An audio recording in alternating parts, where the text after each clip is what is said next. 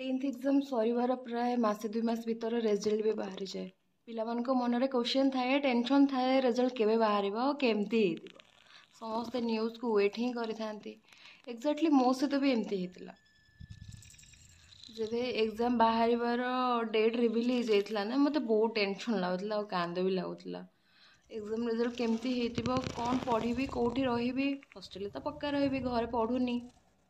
सांग मान सहित रहीपरि तो सांग मैंने हैरान करेनि तो एमती बहुत किसी कथा भाविला बेले मत कांद भी लगुला माँ आसिक बुझाऊला मो धनटा परा जमा कांदेनि जमा टेंशन नेनि तो रिजल्ट बहुत भल हो आम भल हॉस्टल भल कॉलेज देखी ते नहीं रखू जो फैसिलिटीज माने भल थे और तो सांग मैंने भी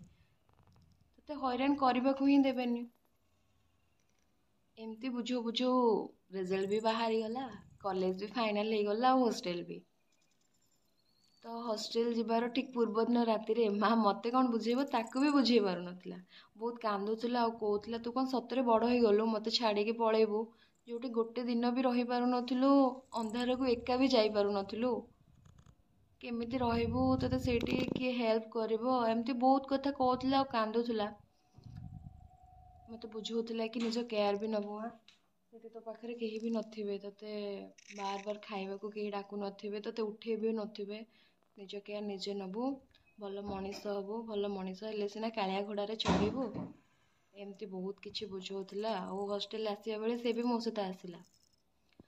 से ताकू भी बुझे पार ना मत भी बहुत कांद लगुला हॉस्टल आसिली से मत छाड़िला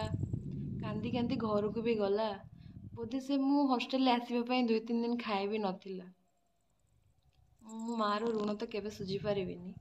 बाकी एमती क्या सहित हॉस्टल आसला बेले प्लीज कमेंट करेंगे। हाँ।